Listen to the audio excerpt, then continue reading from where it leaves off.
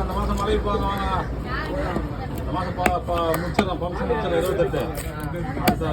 9ஆம் மாசம் மழை போகிறோம்னா இந்த மாசம் 28 ஃபங்க்ஷனு 10 நாள்